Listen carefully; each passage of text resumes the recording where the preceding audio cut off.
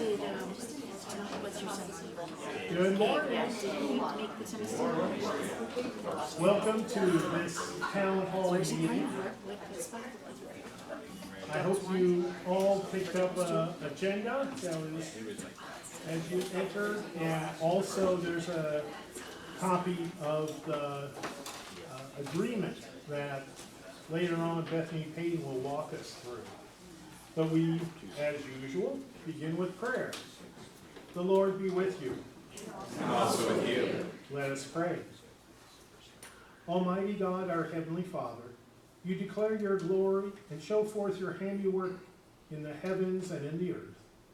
Deliver us in our various occupations from the service of self alone, that we may do the work you give us to do in truth and beauty and for the common good. For the sake of him who came among us as one who serves, your Son, Jesus Christ our Lord, who lives and reigns with you and the Holy Spirit, one God, forever and ever. Amen. Amen. Okay, the agenda is on one side of the one-page handout. It's probably not even legible on the screen, so I'll try to be very conscious of that. So, first of all, welcome to everyone here. I appreciate the time you're giving to Holy Family and to the consideration of the land development. I know we have gardeners here, we have parishioners here. Welcome to all of you. Again, you can keep track of what we're doing by keeping track of your agenda. And I'm going to start with sort of deep, dark history of Holy Family. Not dark, but just goes way back. Believe it or not, I am familiar and was a first-hand participant when Holy Family, that didn't have that name then, was first considered by the Episcopal Diocese of Indianapolis. I was on a committee called the Mission Strategy Group, and I was vicar of St. John's, Washington, Indiana. One of the things that the diocese did was send me off for National Episcopal Church training in how to start new congregations, because that was one of the desires of St. John's, Washington. Didn't come to much, I have to admit. But the diocese asked me to sort of be a consultant since I'd gone through the advanced training the Episcopal Church offered. And so we met at a hotel in New Albany, Indiana, because St. Paul's, New Albany was interested in birthing a new congregation in their region.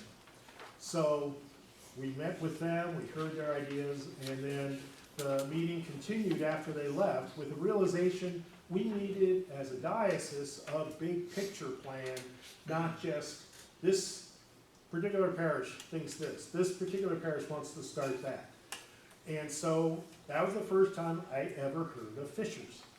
That Fishers was identified then, this was in 1990, as an area that could grow and therefore should have some focus. Unfortunately, I left Indiana later on in 1990 to go back to California and continue being a parish priest. So I wasn't fully aware of what happened next, except for a couple things. One is that the diocese saw that they needed a big picture look and were going to pursue that. And so they tabled what St. Paul's, New Albany was interested in. They identified the area north of Indianapolis as probably an area that was ripe for at least one more congregation, if not more. And they listened to what I had said about a new strategy the Episcopal Church was encouraging, and this is where it becomes relevant, which is called land banking.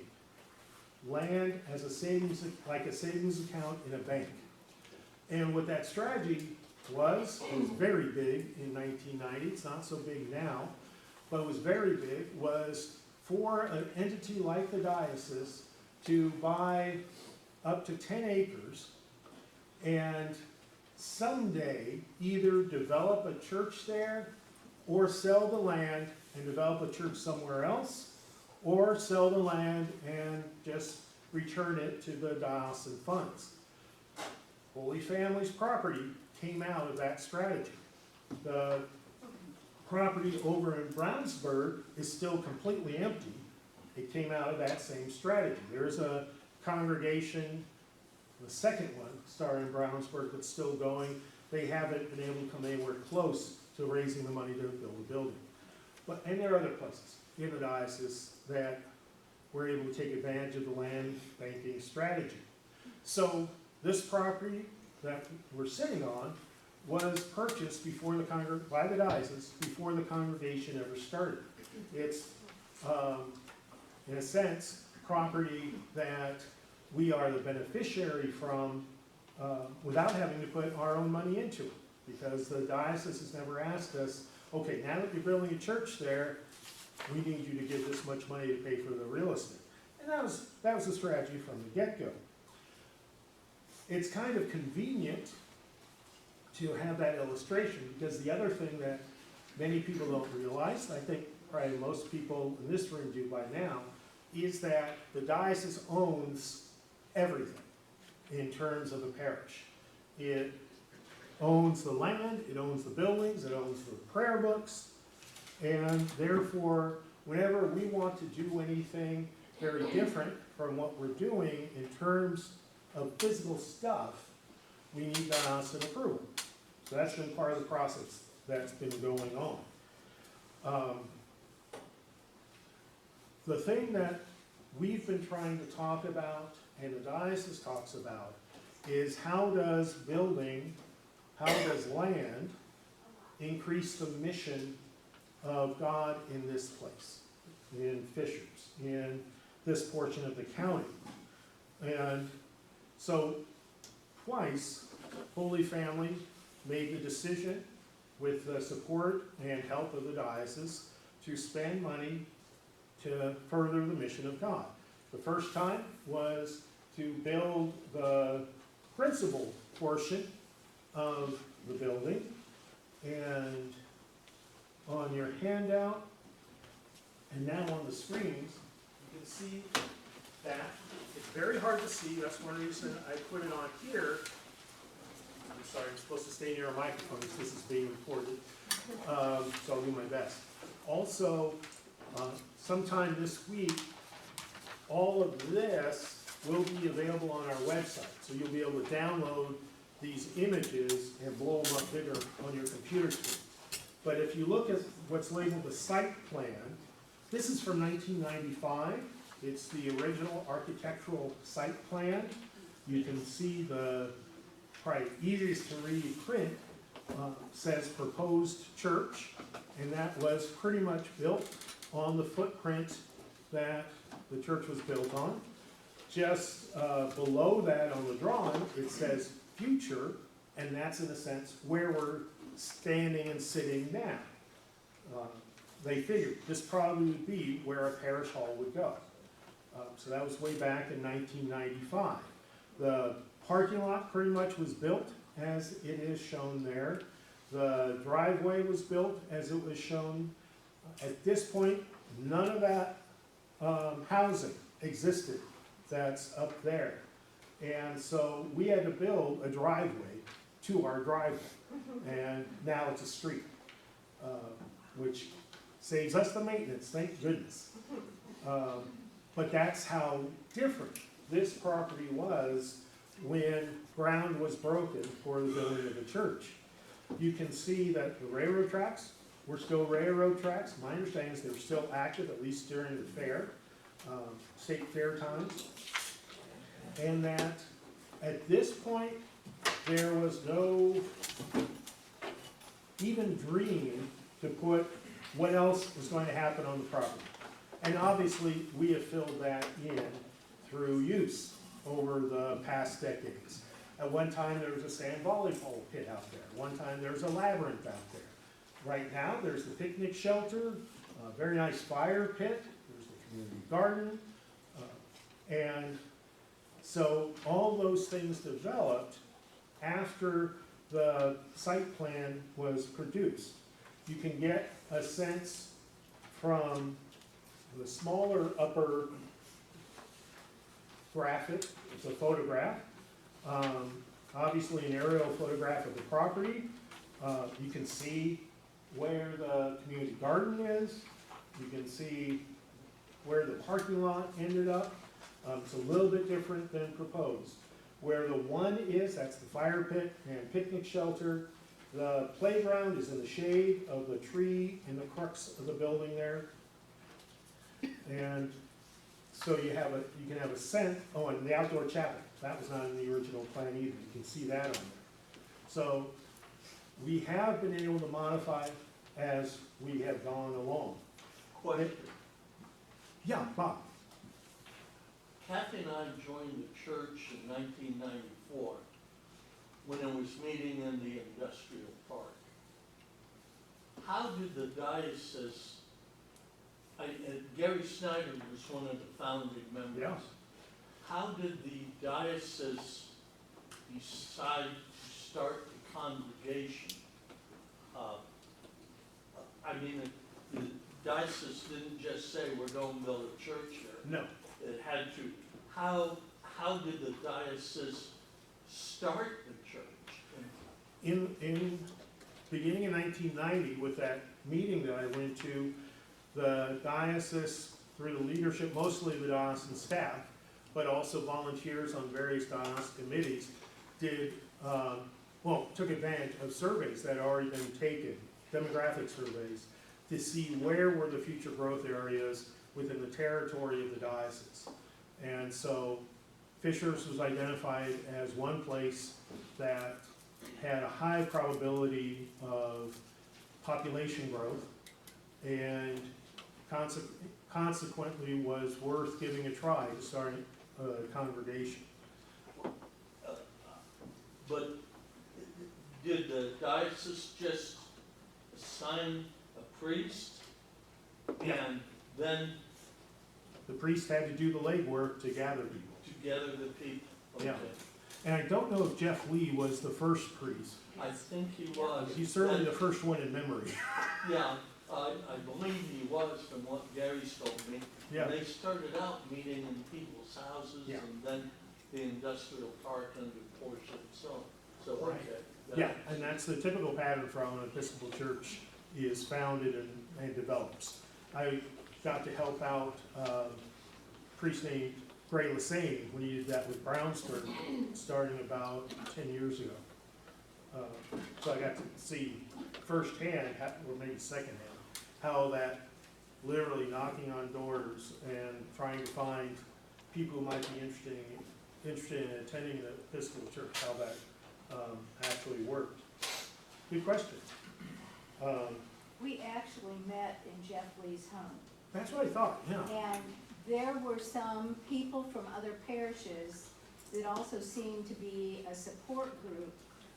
Didn't meet then, but I remember them being involved at some point for a while, and then it was kind of like, now you're on your own. Okay.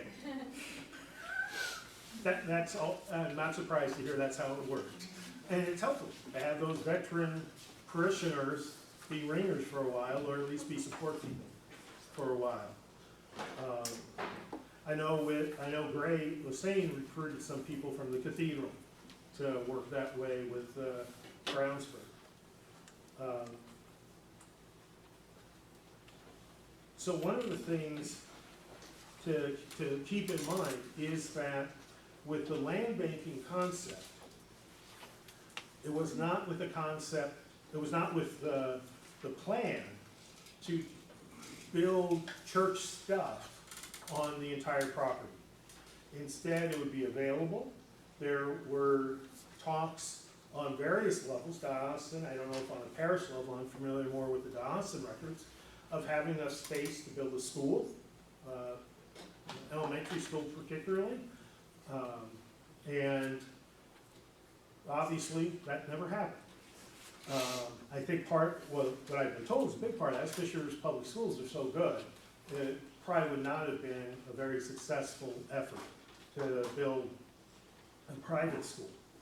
And so we can do the same thing that St. Christopher's Carmel has done, that St. Philip's Indianapolis did, which is sell some of the property to take care of the parish. St. Christopher's sold lots of their property. If you go up St. Christopher's now, it has on the same parking lot, a strip mall with a, thank goodness, a Starbucks, and Episcopalians had no objection to the liquor store, and a brunch restaurant. So there's a joke about, yeah, that's the Episcopal lifestyle. But all that was St. Christopher's land, and by selling it, they were able to expand, they could pay for expanding their building by leaps and bounds. Behind the church, there's a very large outpatient surgical center. That was bought, the land was bought from St. Christopher's. The freeway was St. Christopher's land, and that helped pay for things. When that was sold, I forget it was to the county or to the state, to build the 4-lane up there. So there's a long history here and around the country of selling land to help pay for parish mission to happen. And that's part of what we're talking about today. One of the challenges that Holy Family faced financially in terms of history was trying to pay off the building loan for the original construction of church and some offices and social space and classrooms. And the parish lucked out in that one year the diocese decided to have what's called a Jubilee year and forgive all loans that had been made from the diocese. So I believe the benefit to Holy Family was $180,000, round about. That's not going to happen again. And right now, you'll hear more on the finances about how much we owe on the mortgage, but it's more than we can sustain. It's more than we can pay. And so having the gift of land that could be sold is part of the strategy of originally forming an Episcopal congregation. The last thing I'll say is that everything on the property now, I think it's unanimous in the leadership, we want to keep. It may not stay where it is, but we want a community garden that works the way our community garden works now. We want an outdoor chapel that is used as the outdoor chapel has been able to be used now. The playground, no reason that would move. Picnic shelter, probably no reason for that to move. Maybe the fire pit. Parking lot, it may be rearranged a bit. One of the things that Barry Snyder told me was that the north part of the parking lot, where right now there's an apple tree and lawn, when the church was originally built, that was graded and prepared to be further parking. And so it'd be very easy if we need to add parking in that direction now or in the future to do so. That was the original plan. And unfortunately, Gary remembered that because it doesn't show up in any of the site plans that we have. But we did have a land use committee that looked at what Holy Family as a congregation would need, what its ministries would need, and we could see the buildings being sufficient for great congregational growth. We'd probably add one service on a Sunday or a Saturday evening, but we wouldn't need to expand the sanctuary. We probably are good in terms of parish hall size and classroom sizes. The one thing that we want to preserve is the property on the other side of this wall for a little bit, so that if we do at some point need to expand the parish hall, we have that option. But other than that, it looked like Holy Family's done very well to plan for future growth and future potential. So it's not like we have, like some churches do, a huge amount of land that we're saying, at some point we'll build the real church there. Which, when I was on the bishop's staff, I heard that phrase a lot. Holy Family's good, it's functioning well, it has the proper space for the ministries, And most of all, we have good people here that are willing to volunteer in those ministries. So that's the background I wanted to give. And now I invite Dan to come up and talk more about this specific project. All right.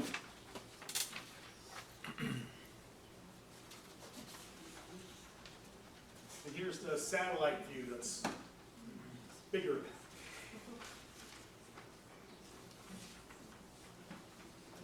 All right, so I'll give you some specific details about the specific project because there are many details to be figured out at this point. But just to sort of recap on history and everything like that,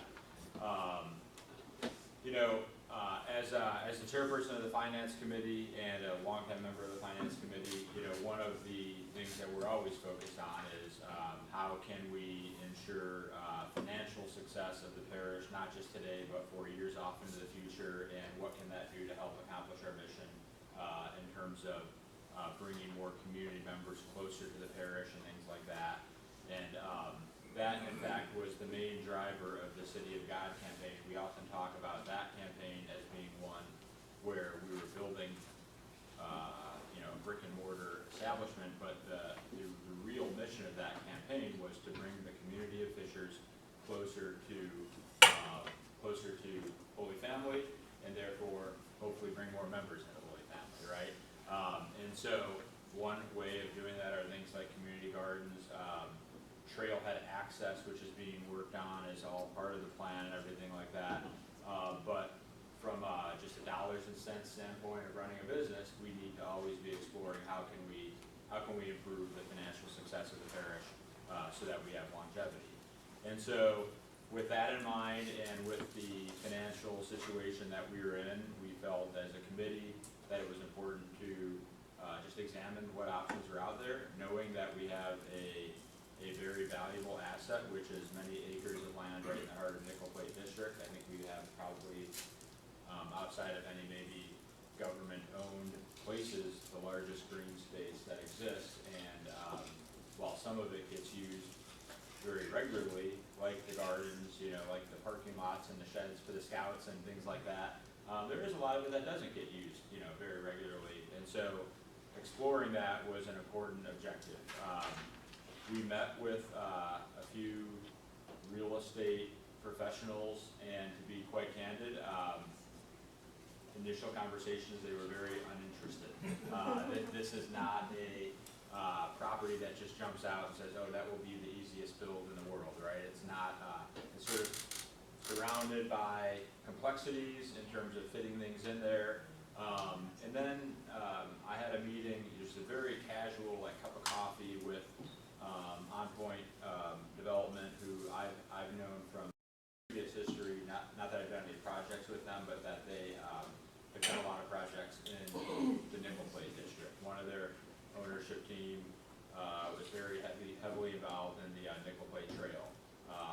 They also founded and developed Hub and Spoke, which is just one block south, so to speak, on the Nickel Plate Trail in conjunction with the City of Fishers, and that became a real community center for high school students and vocational trade schools and trades and everything like that. So as far as being someone that I felt like was going to have the best possibility of envisioning what could happen here, it was them. And they first looked at it and said, no, I don't know. And then I was like, well, why don't you come look at it? And then as they looked at it more, they began to get excited with the potential that could happen there. The vision of the Nickel Plate Trail, increasing foot traffic, the potential for high quality residences, whether those are owned or rented, that is all still part of what is being determined through feasibility studies. But they became very interested in the possibilities and came to us as somebody that wanted to be a partner. So it was never here's what we want to do, take it or leave it. It was, well, what are the goals of your parish, and how can our objective fit into that, right? Obviously, as a real estate developer, their objective would be to build a building, get tenants, and make money off of it. But how can that work with the objective of Holy Family? And so that could be making sure that trail had access access works in a certain way where we're getting visibility, making sure that potentially community gardens can be relocated and maybe not look the way they look today. But these are all potentials, and these are also all unknowns. We don't know these things, but what we do know is that the land use, so after that meeting happened, the finance committee then said, we're behind this, we want to make a recommendation to the vestry that they should, explore this or move forward with some sort of non-binding agreement. The vestry then said, let's form a land use committee to evaluate all of this and figure out what they think about it. And that land use committee met on multiple occasions and ultimately came to the conclusion that while very different than what maybe that committee felt like they would originally be doing, which would be, how do we use the dirt and how do we use the green space, came to the conclusion that this does further the mission that we embarked upon originally with founding the parish and then with the City of God campaign in terms of bringing more people and increasing foot traffic, because if you have more residents close by and we have a space that is developed with a good partner where they get to wake up in the morning and see our parish and see our activity and participate in that sort of activity, that's going to further the mission of just creating more visibility for our parish, which in the end is all geared towards getting more members to join our church and introducing them to God or furthering their relationship, that sort of thing. So that's a little bit about how it all got started. Then ultimately the vestry approved that to go to the diocese. The diocese went sort of really back and forth for quite a while on the legal language associated with it to make sure that it was sufficiently, protecting their interests and Holy Family's interests. And ultimately the diocese then approved it to move forward. And that is where we get to a point now where there are still a lot of uncertainties. What we do know and feel very strongly about is that the real estate developer, which is On Point, they use the term with us partner. That's the term they use. They reiterate that on a regular basis. And along the way, as they are coming up with ideas for the project, they're going to be running those past Holy Family and asking for input. So they'll be doing that. They're exploring, as I said, whether it would be condominiums, whether it would be rental properties, whether there might be a ice cream shop on the lower level as a retail. And it's not going to be a massive retail center, but maybe one little thing to draw people off of the trail.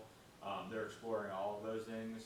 Preliminarily, when they drew renderings, they said, what's really important to us is the aesthetic here, and if we were to bring in 100 residents, where are they going to park, right? So there would be, an underground parking for the residents so that there's not cars just parked everywhere. So they really do very high quality work, and we felt very comfortable with everything they've said thus far. But the reality is there are just a lot of unknowns. I believe I saw a surveying crew out here a week ago, and they need to understand, what is buildable, what is floodplain, and if you are building in floodplain, then in turn you have to create additional floodplain in other areas, all of those sort of things. And so would that mean there need to be another retention pond, or could they use drainage that goes to the retention pond over there, therefore bringing up additional green space in another area? So there are just a lot of uncertainties there. But what we do know and feel is that we've got a great partner, one that's committed to our mission, and that being that when it's all said and done, when we come here on Sundays, that we're looking at something very pleasant, and they're looking at something pleasant, and that we can try to our best to satiate all folks that use these grounds in a way that serves our mission. But we do all have to be flexible, right? We have to be very flexible there. We recognize that financially this is very good for the parish because of the opportunities it will give us going forward. But we've got to be willing to embrace change, and and that's something that Holy Family has done very well in its history, as you outlined. And there's a lot to come as far as what we will learn, but we're excited about that, and we believe it'll further the mission of the parish. So that's what we know. And there's a lot to figure out, and we would expect that there will be regular town hall meetings because we believe come late fall that it'll get to a point where they've started doing their survey work and spending money and doing things where they're gonna be able to come back to us and say, like, here's a really great vision we have now, what do you think of this? And we'll be able to talk through that. So they'll be in regular dialogue with us, plenty of opportunity for questions and feedback and commentary. That's what we know at this point, and that's how we got to where we are today. Can you say something about how selling the land will help with the debts of the parish? Yeah, great question, yeah. So, okay, thank you for bringing that up. So, initially, we took out we raised, we had a very successful capital raise, and it was somewhere in the $600,000 figure, right, that we raised, and as we were going through that project, the diocese actually encouraged us to think big with what we did from a building standpoint, because they're committed to the city of Fishers and the growth of the people. And so we really, as a parish, contemplated, should we spend $600,000 that we raised? Should we spend $800,000? Should we spend $1.1 million? What should we spend in order to accomplish our mission without, of course, anything unnecessary or frivolous in that regard? And we wound up spending, in the $1 million range. I don't have the exact figure in front of me, but and then over a period of time, we took the proceeds from the capital campaign, which was where parishioners made pledges and commitments over a 3-year period, and it was very generous giving from our congregation at that time. And it was, as I said, around $600,000, which we've been using to pay off debt along the way. We didn't want to take all of that. We couldn't take all of that and just pay it at the debt. In a simple math equation, you say if you borrow $1 million and you come up with $600,000, you pay that down, now you owe $400,000, right? That would be a simple way to do it. However, our ongoing operating income would not have been sufficient to service that ongoing debt. So we had to put ourselves in a position where we were servicing debt, paying it off as aggressively as we could, but also focusing on growing the parish in a way where we could get more members and therefore increase our operating income and therefore pay more debt. We had a level of success with that. Like many parishes, 2020 represented probably our lowest income years, and that was a bit of a setback in terms of income coming in, and we've had to spend through some of our reserves and getting to a point where we are now really reliant upon the diocese to help us with that debt service. The diocese has basically said, we're giving you, temporary loan holidays. We're not forgiving your loans, but we're letting you have a break on paying those because your operating income is not sufficient at the moment to be able to run the parish and pay back the debt to the extent that we need to. So there is really a financial need here because we still owe $700,000 to $800,000 in terms of dollars, $600,000 to $700,000 in terms of money back to the diocese, and this particular project could be one that raises over $1 million for us, where we'd be in a position to pay back that debt and have an ongoing foundation or endowment that the church could utilize then to fund our mission for many, many years into the future.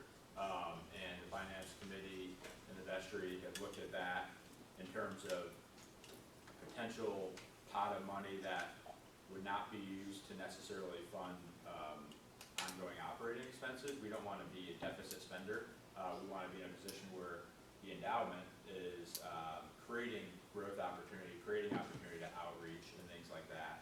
So really, there's a financial necessity associated with this, as well as a financial opportunity. But at the end of the day, we owe $600,000 to $700,000 to the diocese. We might be able to raise $1 million, $1.2 million, $1.1 million, depending on the actual amount of acreage that the developer would buy. And I think many of you might have noticed in the purchase agreement that the agreement was $300,000 per acre. So it depends on how many acres actually we sell, how many they need for their project. And that's really a math equation that they will start working out now. Since they're doing the survey, they're going to be able to determine what is floodplain, what is not, what is the city of Fishers going to allow us to do, what are they not going to allow us to do. All of those sort of things are where we get to a point where we start working out how the numbers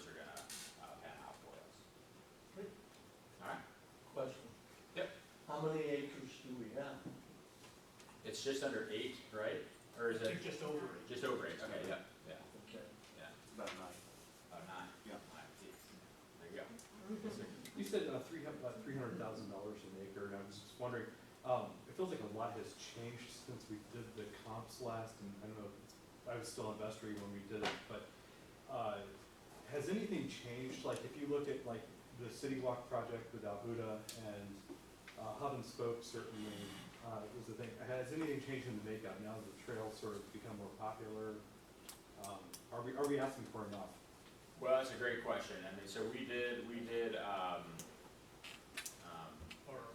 own appraisal and everything like that, right, to verify, obviously, that seemed to be a fair and appropriate price or reasonable price. Has anything changed? Hard to say. I mean, that's what's interesting about this. This isn't a property that initially just jumps out where any developer would say, I want that one at all costs, right, because of all the complexities associated with it. So comparables are difficult. If anything, the whole entire commercial real estate market stalled a lot since then too, with interest rates rising. Many developers said, hey, if we haven't already broken ground and we're not already, putting up walls and things like that, we're just gonna sit on this project for a little while because we went from financing costs that were 3-point-something% to financing costs that are 7%. And so the entire dynamic changed. And I would say that the actual closing of this purchase agreement was difficult enough at the price. I mean, it was not, it was touch and go at many moments where the developer was like, hey, if it's not gonna work, it's not gonna work. I've got plenty of other projects and I'm uncertain as to the future as well, right? That kind of thing. So, yeah, I wouldn't say I've seen anything materially different, but it's just, I'm also not a real estate expert, right? That's why we got an appraisal and everything. I mean, it was worth $75 million for the City Walk thing just up the street, or up the Yeah. trail rather, and we're equidistant from Alhuda, I think. So it Yeah. just made me wonder. Yeah, it's a fair question. I mean, that's why we tried to get the appraisal, but, and it came back commensurate, right? So, This may be a better question for when Ben talks about the finances, but at some point to talk about all the different parties that are involved. So obviously the diocese owns the land. yeah, The diocese is gonna get the proceeds from the sale if the sale goes through. The loan, though, is between Holy Family and Chase, correct? technically the loan is between Holy Family and the diocese. Okay. Because the diocese has a loan with Chase, which. Got it, So okay. we don't, we have a responsibility to the diocese, but the diocese is backing the loan with Chase. The diocese uses Chase to service the loan, but the collateral is the diocesan endowment with Okay. Chase. Okay, so then it'd be good to understand how, if the diocese gets is there some type of an agreement in place that we're not seeing here that would say, hey, once the diocese gets the proceeds for this, that they'll actually apply it to that loan or apply it to servicing that loan? That'd be important to understand, I think. And then I think the other part is if it's really just, I would say just, but the proceeds going to the diocese, let's say, using that to fulfill the loan, how do we see that money coming to Holy Family? Is the endowment set up for Holy Family from the proceeds? Just, like I said, it might be better for when Ben's up there. However, I think we need to understand all of that. And I guess the big picture is, I mean, the real estate purchase agreement is already signed and done, right? There's no, the only way that, in my read of it, that Holy Family can get out of it is if we breach and decide not to close, right? And then the seller gets to keep the buyer gets to keep the earnest money. So I think that's important to understand in all this as well. And there's nothing in the purchase agreement that states that the developer is going to use the land in a specific way, or that we have approval, or the diocese has approval on any of that. They could put a 3-story Walmart next door, in theory, correct? I mean, there's no restriction on how all that comes together. So I understand your point on Tech Point being a partner, and I don't doubt that in any way, given your knowledge of them and their intent to. But as I think we would all expect, is things change, right? So, well, we thought we could do this, but now it's got to be this, and we're going to put you know, an apartment complex there, or we're gonna do something else, or whatever it may be. The diocese has no control over what goes onto that land. Well, You wanna comment on that? let me comment on Okay. two technical pieces. Yeah. I'm going to the microphone because we're recording this. The bishop and the diocesan staff have said that all of the proceeds from the sale will come to Holy Family. And then we'll decide whether we want to pay off the loan immediately. Do we want to continue making the payments because the loan interest rate's below 4%? And so we could literally put it in a savings account or T-bills or something and make a profit. So yes, the diocese has promised, and it's in the minutes of the Finance and Budget Committee, that will be the beneficiary of that. We can back out of the sale if we don't like how it's progressing. We're not willing to make a blank sale of, yeah, just take the land. So we return the earnest money, we don't show up for closing, and we're okay. Did that answer everything? Yeah, I think so, yeah. Okay. Yeah, I mean, it just, yeah, generally. Yeah, so we do have a great deal of protection against that Walmart type scenario, right? And this is, what's that? And the city. The city has to approve all of this still as well, right? So, so that's a great point. It's, I'm not a lawyer, right? But like, you know, I believe quite firmly that that is an incredibly small percent of anything like that because of the protections that the lawyers put into the agreement when drafting it, right? That's the exact kind of protection that the diocese wanted to make sure we had, and things like that, and we wanted to make sure. And then the other thing about precedent with the diocese, we work very closely with Canon of the Ordinary, right? Is Brendan still there? Yeah, Canon of the Ordinary. And so he's really kind of almost like the CFO of the diocese in a way, right? That would be a way to describe him. And so the precedent is such that even though they own this land, when we receive proceeds from it, they give that to Holy Family for us to use in a way that we deem appropriate. And they've done that numerous times in history. They've made those promises verbally to us. They did that to us as recent as 3-4 months ago with proceeds from the rails to trails. You know, so the diocese owned that land. There were proceeds received. They immediately wrote that check back to Holy Family, which we can then do what we want with. So they've cleared that ahead of time verbally with us. And it's in the minutes. And it's in the minutes, so we're very confident in that approach as well. Has there been, I'm sorry. Chris, why don't you go ahead, and then Bob next. I have a couple of questions. Sure. One is, are we committed to 4 acres? And how did we come to the decision of 4 acres? And is it gonna run all the way down here, or can it chop off like the southern part of the property and just a portion up to this point? So we're not committed to 4 acres, we're not committed to 3 acres, we're not committed to 5 acres. It's open-ended in this regard, and it comes down to what will allow the project to work. If we went back to the developer and said, you know, we can only give you 2.2 acres or something, they might say this project's not gonna work, and, you know, we will want you to forfeit some earnest money or something like that. We'll return the $5,000. And move on. But similarly, if they said to us that we need 4 acres, that would be very potentially exciting, right? If it fits within what we want to do, and we can earn extra proceeds off that. So it's very much not determined yet. And neither is the location. Well, how did we come to 4 acres? That was in the proposed, just the site idea that was presented. It was never like a final thing. It was just sort of a, here's an example.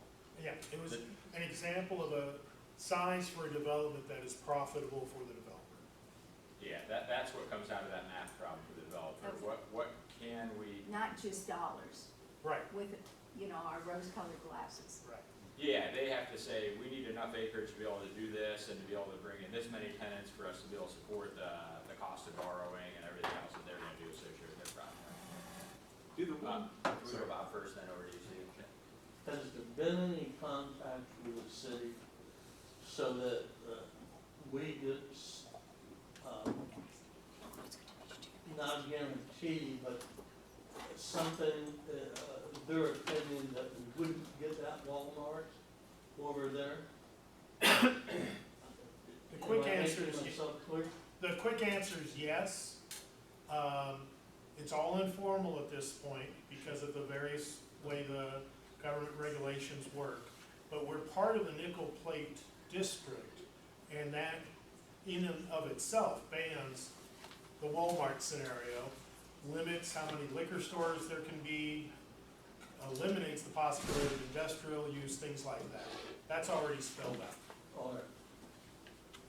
I was just wondering if, those wooden stakes with the pink flags that have been out for about a week and a half, and the utility markings along the sidewalk, if that had anything to do with the survey work they were doing? I would assume so, yeah. Surveyors were out here about a week and a half ago, or two, right? So I would think that that has a lot to do with it, yeah. And the stakes, the wooden stakes are probably just reference points as to where they were shooting from their surveying. It doesn't mark the boundary of anything, Okay. but so they can replicate what they had seen before. And I would say too, just in answer to Chris's question, yeah, it does state that the parcel that's sold, the eventual is a mutual, right? So they Yeah. can't force us into a certain amount or location.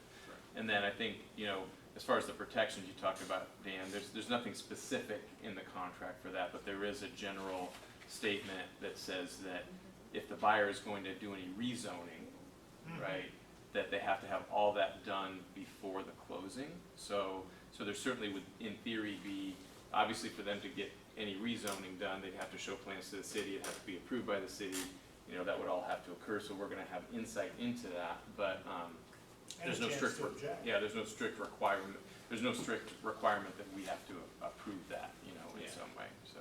Thank you, Scott, that's very helpful. Yeah. All right, Chris. So is there a conceptual plan or is there not? Not a conceptual plan yet. I mean, the ideas are possible nice condominiums, possible very nice rental apartments, possible combination of those things, possible small retail, you know, outdoor living space that would be designed in a way that flows over so that those residents could share in an outdoor space that the parish would also be used from time to time, things like that. Those are all the visions that have been, you know, presented. Certainly a very nice vision associated with the trailhead that will occur and the connection to the trail. Those are all things that are desired by the developer. And so, but, you know, we've seen great renderings of other projects that they've done, but they often don't do projects that squeeze into 3 or 4 acres, right? They often do projects that are 15 acres or, you know, something of that size. So there's a lot of things that are undecided yet, and that will be for sure the next phase, because what we needed to get to was a purchase agreement that offered them some guarantees and still offered both of us flexibility so that they could start spending money. They weren't going to go spend $25,000 or $50,000 for us to come back and to say, no, never mind, we don't want to do it anymore. So they weren't really going to get comfortable spending all the money on surveying, all the things that get about with it now. So we're going to learn a lot in the next couple of months, but we just don't know that yet. It seems to me if, and of course, this is a pipe dream too, if you didn't have to put in a retention pond and you could move that over there, that would free up a lot more space rather than, I just feel like we're getting the squeeze. Well, that was exactly discussed. What you just said Right. was an exact comment from the developer. The developer said, if we could somehow be able to drain out into that other, then you could have a great community garden space over there. That was a conversation that was had, but we just don't know yet. Yeah. Well, between the Boy Scouts and the community garden, and I realize that those are not revenue, really. You know, I mean, that's part of our community, but how are we, working with those communities? You know, like I said, it's the squeeze thing and then shifting the parking, and it's almost like 52 pickup. Yeah, that's right. Just to be clear with what Dan's saying, the developer is only now starting to spend the money that will produce a helpful conceptual drawing. Up until then, it was, the fifth grader couldn't have as much good information as they could have, but now they're spending the money so that they know better exactly what the elevations are, where the utilities lie, and therefore can start to present to the whole parish conceptual ideas to see what direction we're comfortable going. So that's why what we've seen of drawings were just ideas, like you said, visions, rather than anything that was anywhere close to needing approval or disapproval. It's been a very slow process. Good. Yeah, yeah.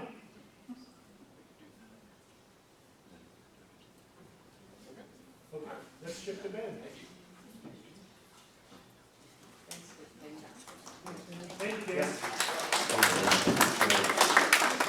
Incidentally, if anyone needs to leave as time passes, no harm done. Right. Hello, everyone. I'm Ben Payton, long-time parishioner, first-time treasurer. Thank you for this opportunity to call in.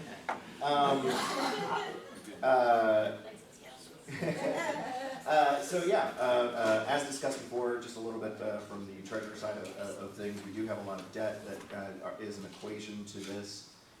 And as I mentioned before, sale of land, if we are able to invest more than what we owe, we can do what one of the things that we've always dreamed of doing. I've had many a conversation with several of our priests over the years about how nice it would be to have an endowment. So having money that actually makes money by being money is amazing. Our loan, I don't have the specific interest rate, but if I remember right, our loan through the diocese with Chase is something, actually I think it's something in the 2-something range. It's like 2.4, 2.5%.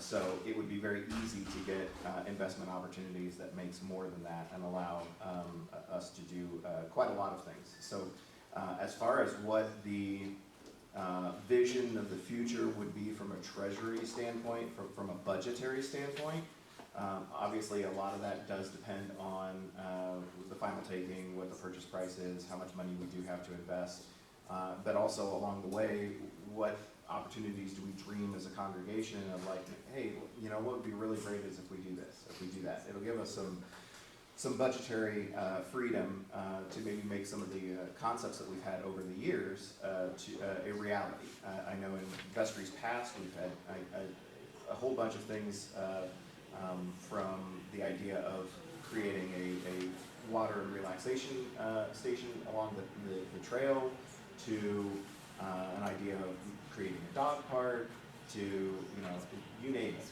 There's a lot of opportunities to continue to use the land that we will still have, regardless of what that looks like. So now's the time to kind of think about how we want to approach that. Like, what is it what we would want to do? Would we want to, you know, expand the playground over here, or, you know, put in a surrounding fence? You know, things of that nature. This gives us the opportunity to begin to dream a lot of those things as well. Right now, our loan status overall, the different loans that we have, is somewhere around the $800,000 range total. That includes things like not only the Chase loan, but we had a direct loan with the diocese that we had taken out. We have some deferred interest that we owe. We have, and we still have some apportionment to the diocese that we have been given a honeymoon on for a while now. So those things are all factors as far as like what we could use the money for, and the investment differential to pay. Just as a reminder of where we are budgetarily, we're currently at a $213,000 annual budget. There's some change in there, but we're around $213,000 a year. This kind of a project gives us not only a potential direct connection with any individuals who would be purchasing the units that would be developed, but connects us directly with all that housing in the municipal complex. For anybody who's been here during the Spark Fisher's Freedom Festival, it is if you get on that trail, it's a really easy walk into that area. So it would open up the ability for individuals who live in any of that housing as well to simply be able to walk to church. So it provides quite a lot of opportunity of growth for the parish in the budgetary realms of open alms and pledges. In addition, it gives us those direct connections with the community in a way that we have not had an opportunity before, and that is because of the trail going in there. This is a very exciting opportunity for us to be able to use that land in ways to directly connect us with the community. So there's a lot of, I think, in my mind at least, there's a lot of excitement about that. So regardless of my personal view on it, not that anyone should care, but I said yes to treasure, so I get to say this one thing. Regardless of our debt situation, this is a financial project that I would strongly urge the parish to consider, even if we had fantastic finances. This goes to very specifically our mission statement in my mind as far as connecting us with the community better. In that light, that's how I'm choosing to view these opportunities. And now's a great time to begin to connect with the planning portion and identifying areas that we want to protect, we want to keep, maybe areas that we want, things that we want done as a result, since if change is afoot, there's a great opportunity for us to engage and do a couple of things that we want to do while the backhoes are out there, So, any questions about finance and how this might affect? Yes, Bob. I'm definitely not a mathematician, I got C's.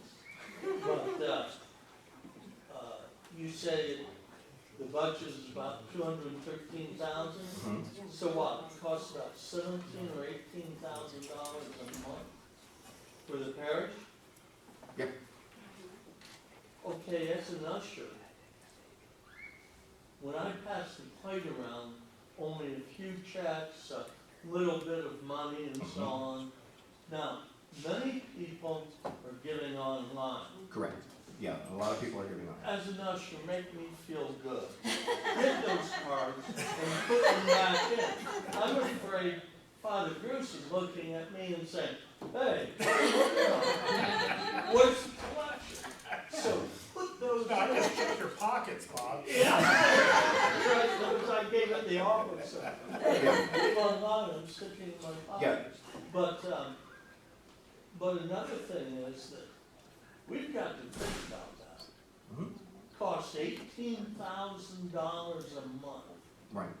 Now, keep in mind, that does include service of the debt. So that's built into that equation. Right. That's a decent chunk of it. Right. But we still have to pay that. Yeah. Yeah, we do. We still have to pay We still that. have to pay that.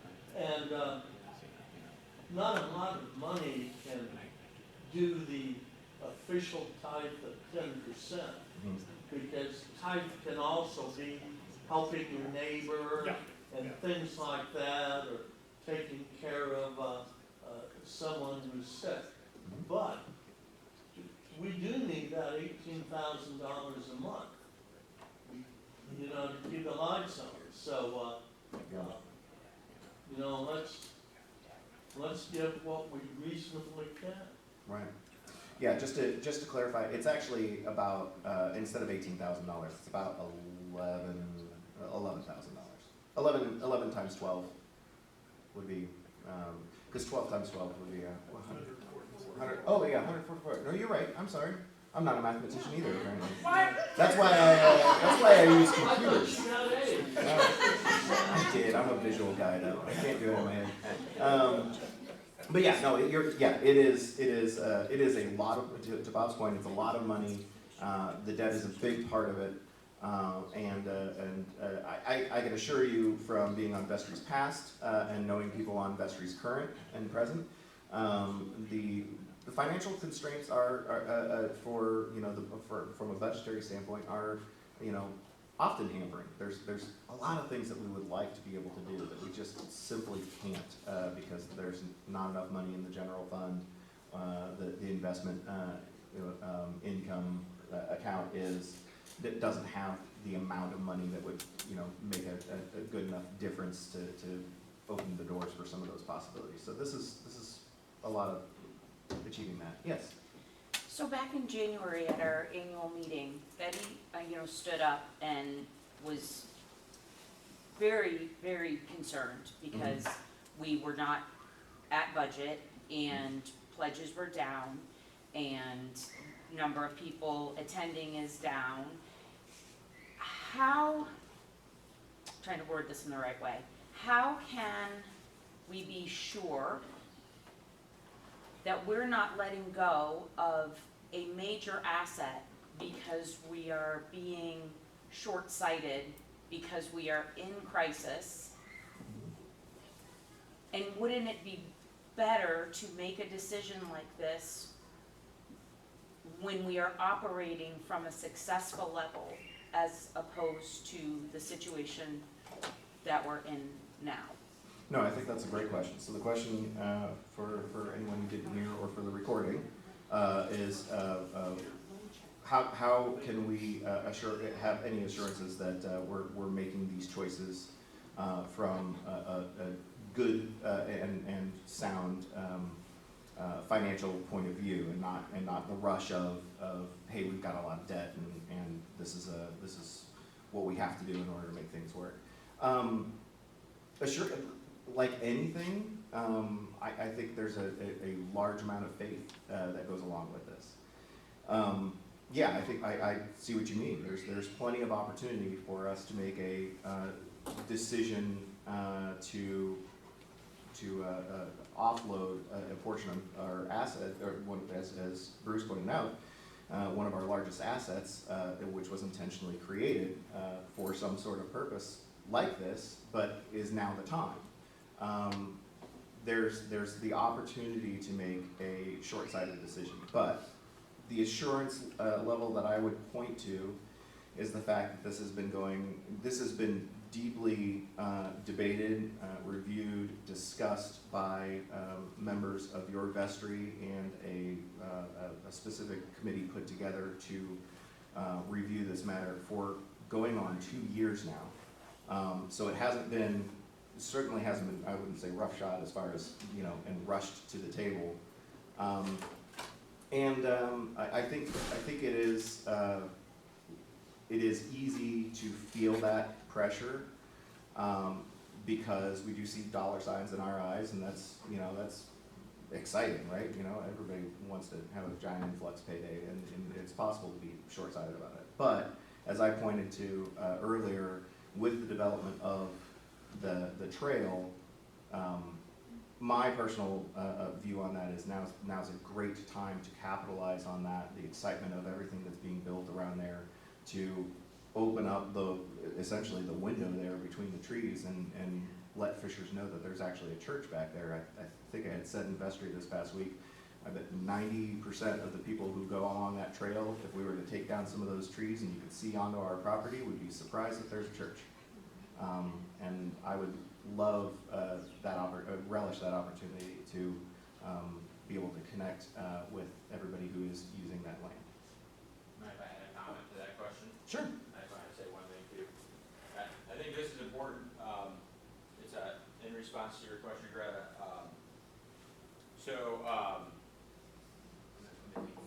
So a couple things. Number one, you talked about making this decision in like a position of financial need, right? And what can we do to ensure that we're not like sort of getting a bunch of money and then depleting those assets in the future, and then 20 years from now having no land extra to sell and also no money again, right? We don't want that to happen.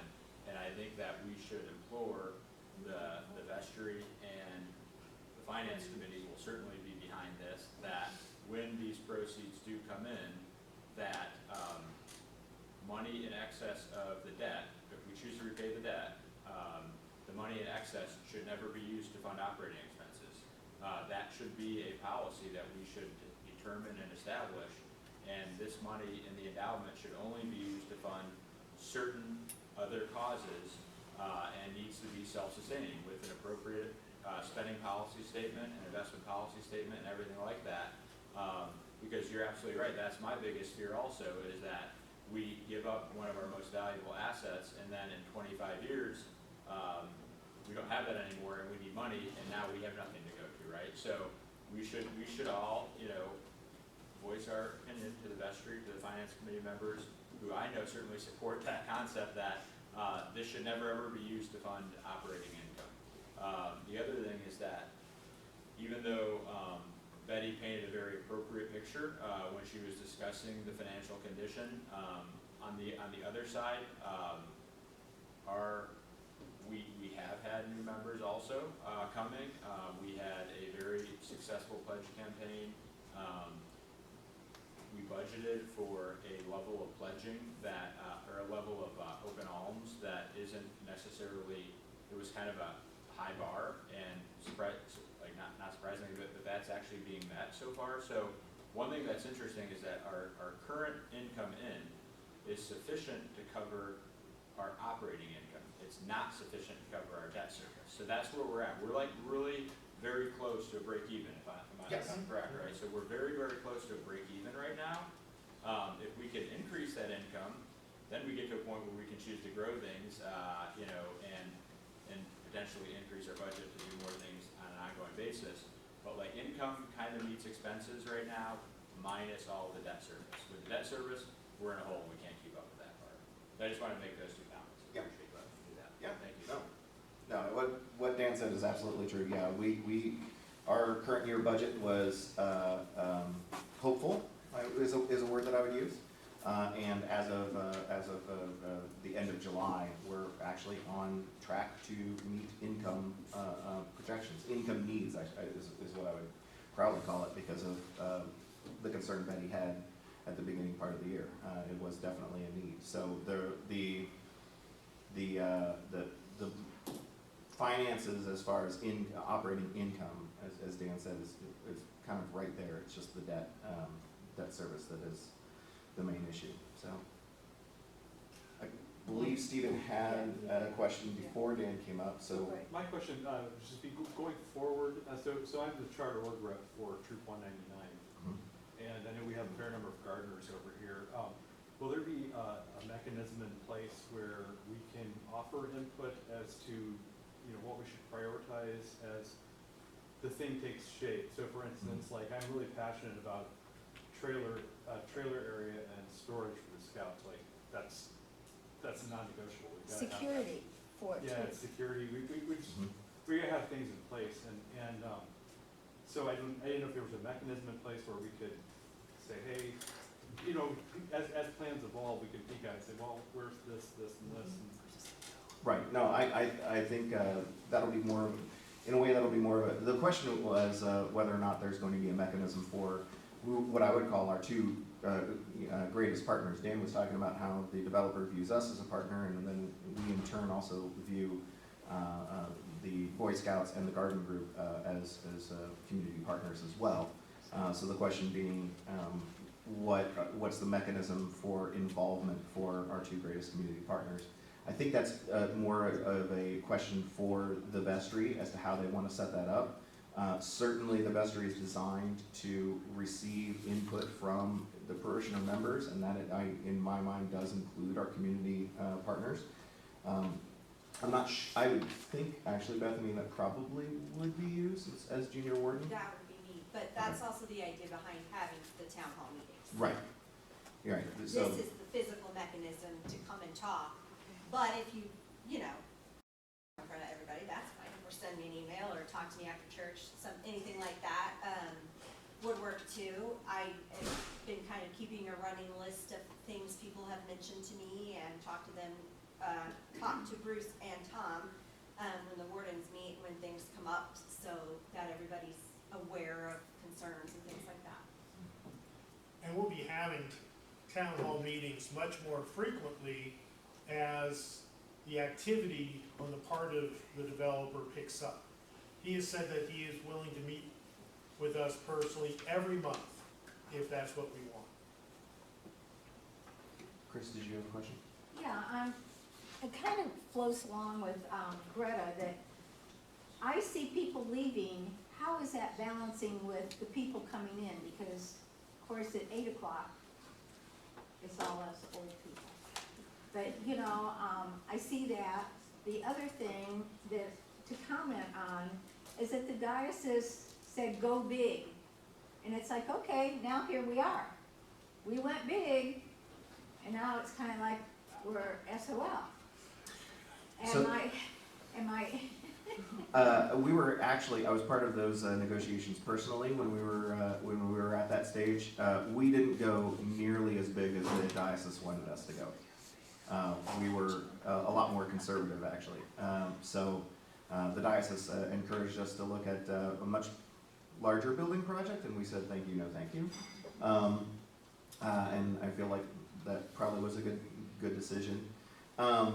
But as far as the question of like how does the ebb and flow of people coming in and leaving the church looking, it's fairly normal. I don't have the numbers in front of me, but it's relatively even at this point. I don't think we have a giant influx one way or the other.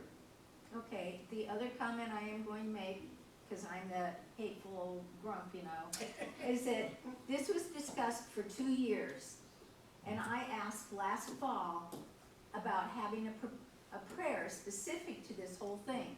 And I felt like I had to beg for that. To me, that should have been done 2 years ago. It should have been started.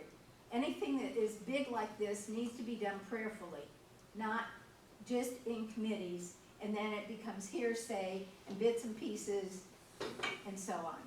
And I just think that we need to focus a whole lot more on prayer for our garden community, the scouts, for our own community, in order for us to thrive and grow.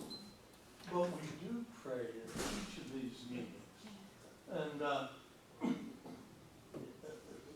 those prayers mean something. And I think we're all thinking about this, and we are doing it prayerfully. We're doing it for this church. What if this is the answer to our prayer? That's, yeah, as Susie pointed out, what if this is the answer to our prayer? I always think about I know pastors and preachers love this example. Individual is caught in a flood and on the roof of their house and looking for help, and if I remember, I forget, it's basically like praying to God for help, and a boat comes along and yeah, God's gonna save me, and somebody else comes along, no thanks, God's gonna take care of me, and eventually they drown and get to heaven, and they were like, God, you never answered my prayer. And we're like, dude, I sent like a whole bunch of people your way. I like that one. I've heard it 4 or 5 times from different priests. Only once for me, I hope. Only once for you. Any other questions for Ben? Okay. All right. Very good.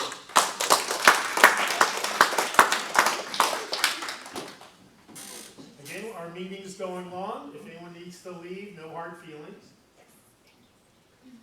And the recording will be available if you want to watch the end. So, well, I was going to walk through the purchase agreement. Y'all already hit the high points. I think Scott Wilson asked the things I was going to point out, so that's good. This is a whole lot of words, right? Ben and I own a title agency, so I've run title for 20 years.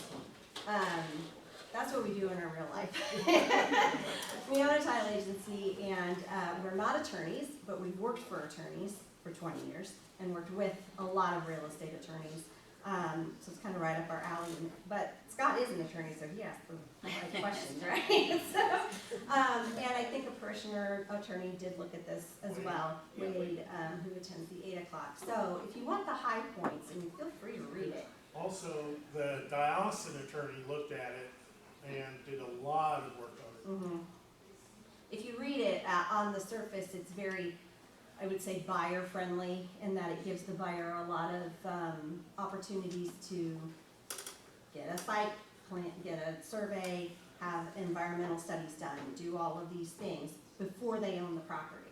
So this agreement is what gives them the right to come onto the property and do those things.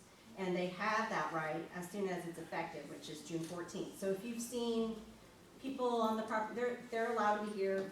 They're not, they're not, what's it called, trespassing. So the main thing of it, if you go through page by page, the first page talks about the purchase. It does say a portion of the parcel. This whole thing is one land parcel. So it's taxed as one thing, like your house is on usually one parcel, you might have two. And then in order to sell, we have to have a survey drawn, and it has to be approved by the city, filed with the county tax office and the surveyor and recorded and and then it makes it two parcels, one for us and one for them. But that is not determined yet. You'll see it says as described on Exhibit A, and Exhibit A is blank. And that's on purpose. It's to be inserted because it's to be negotiated. So like I said earlier, it doesn't lock us in, to 1 acre, 5 acres, whatever. It's to be negotiated. And it is $300,000 per acre. They've already deposited $5,000 with the title agency. What title agency are we using, by the way? Why aren't we using mine? It was the diocesan Don't decision. you want to feed our children first? I want to be able to tithe it. Right? This would be real. It was the diocesan attorney chose. Okay, do you know who it is though? No, I don't. Okay. I know. Who is that? Who is it? Do I know him? I probably know him. Anyway, and then it goes through a whole lot of stuff that what the buyer's gonna do, what we're supposed to do, and what constitutes a breach of the agreement. So the inspections, they're gonna come out and do their study, that's page 2. All these things they're allowed to do. If they have to rezone it, then they can do that before closing. Then they have 270 days after the effective date of the contract to do all of these things. All right, so that's a long time. This isn't like we're gonna close and they're gonna start building in October. It would definitely be at the very earliest next fall, in the spring of 25, so there's a lot of time for the decisions to be made, and we shouldn't feel rushed. They can also ask for an extension time and give us more earnest money if they need longer to do their work. And then page 3 talks about the title. So they're supposed to give us a copy of their title commitment, that's why I asked. Oh. And a copy of the survey. We can get copies of all those things if we ask them for it, so we can see we don't have to just take their word for it, whatever the environmental study says. And then if they want, something to change based on what they find, if like, I can't build there, it's all swampland, I need to move it to here, we have the right to say, yeah, we will do that, we'll adjust, or no, we're not gonna be able to do that, and then the buyer can walk, they can leave. Almost all of the times when they ask for a change, we don't agree to cure, is what it says, they can get out of the contract and not buy the property, and they get their $5,000 back.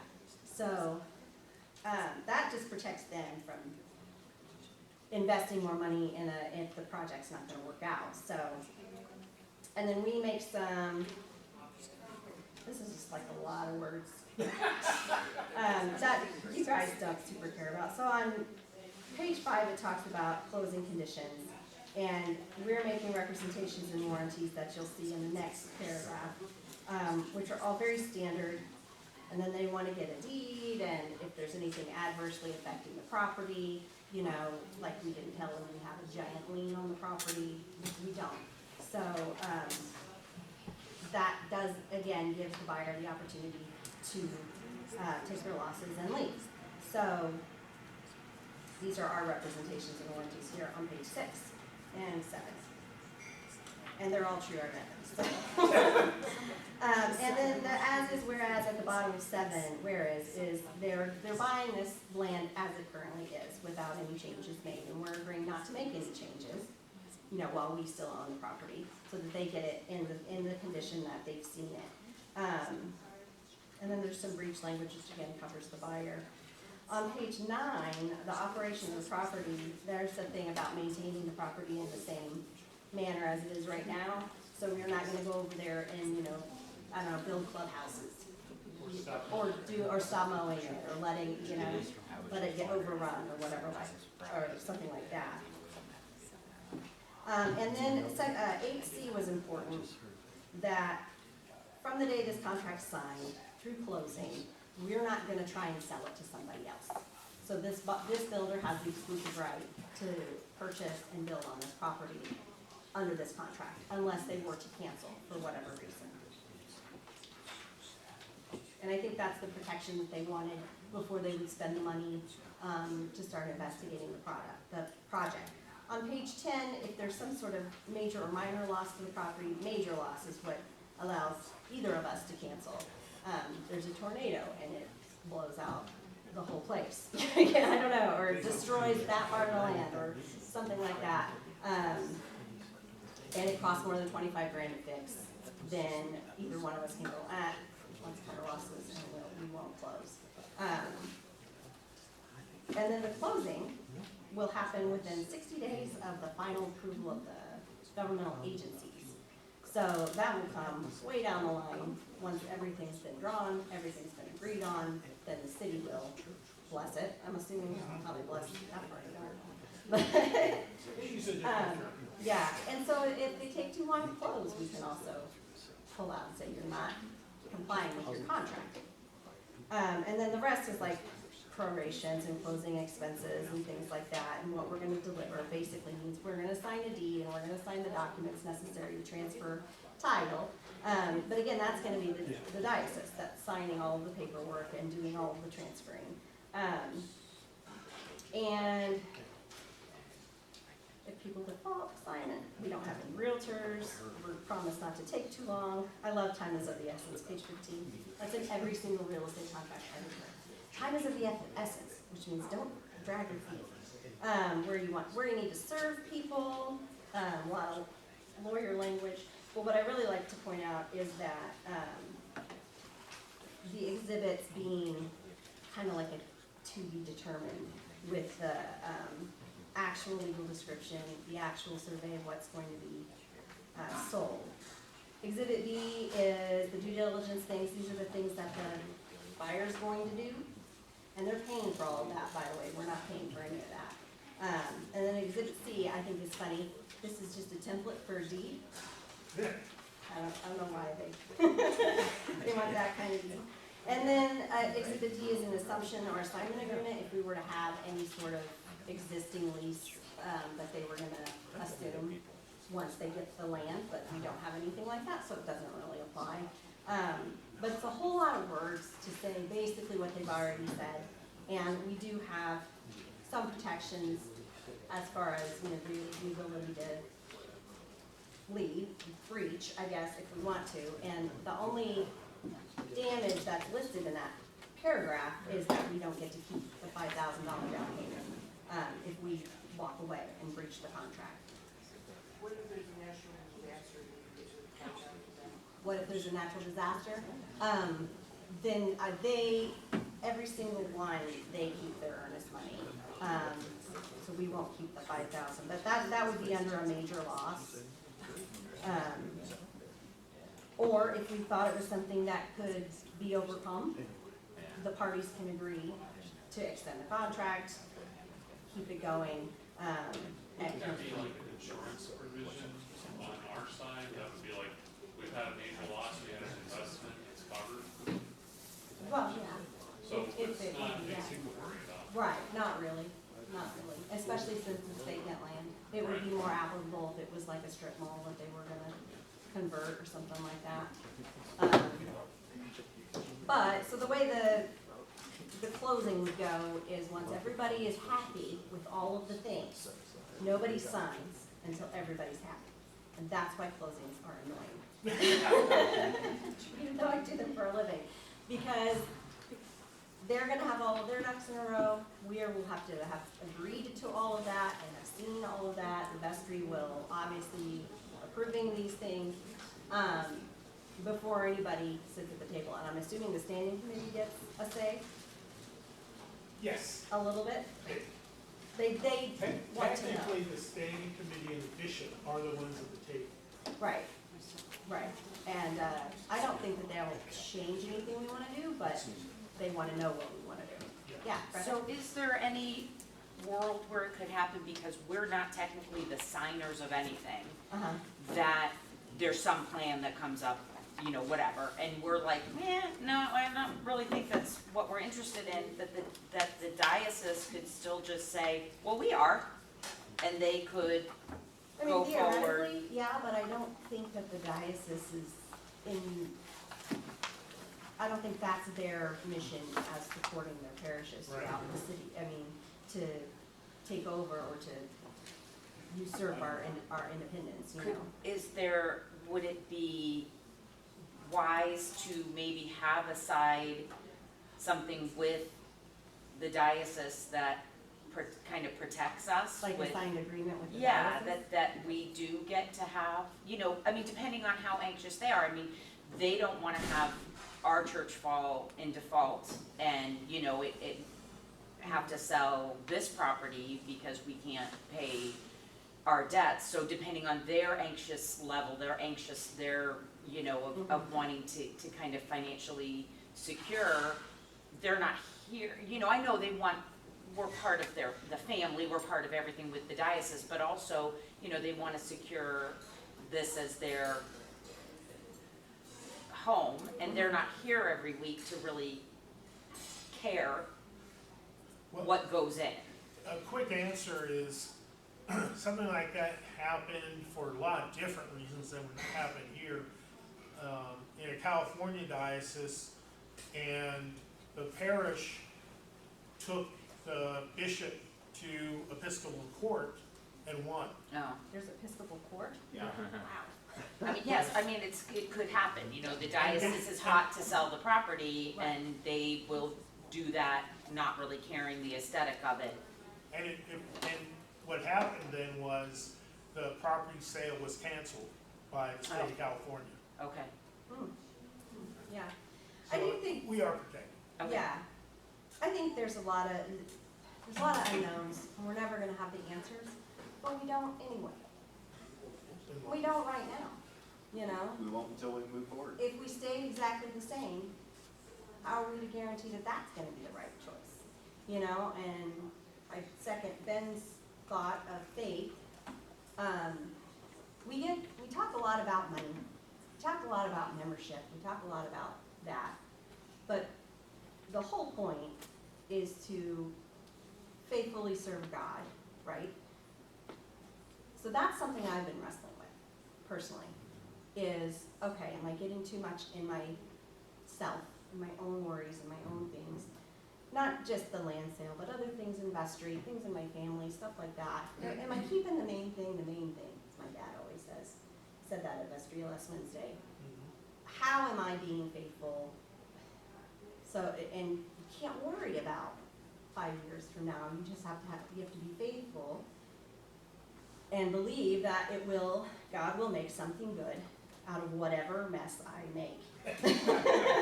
You know? Amen. God can take anything I do or do poorly if I messed it up and do a good thing. And I think even if we do run into some trouble or we have a misstep here and there, I think by being prayerful, like Chris encouraged, which is another thing that I've taken to heart, is being more prayerful and working together and trying to be faithful with the diocese, that God might make a new, better thing out of whatever it is that happened. So that's how I'm trying to sort of mitigate my own fears with a lot of what I do around here and in my life in general. So, but if you have any questions on the actual closing process for real estate, you let me know. But there's going to be a whole lot of stuff before we even get to that part. So, any other questions? I- No? seems like we've been asking the questions and having the conversation as we went along.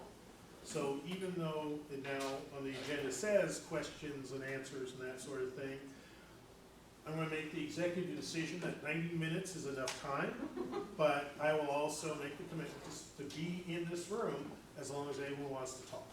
So, that's the offer that I sincerely make.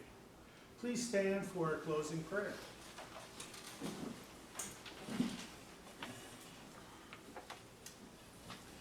Let us pray. Almighty God, you have so linked our lives one with another that all we do affects, for good or ill, all other lives. So guide us in the work we do, that we may do it not for self alone, but for the common good.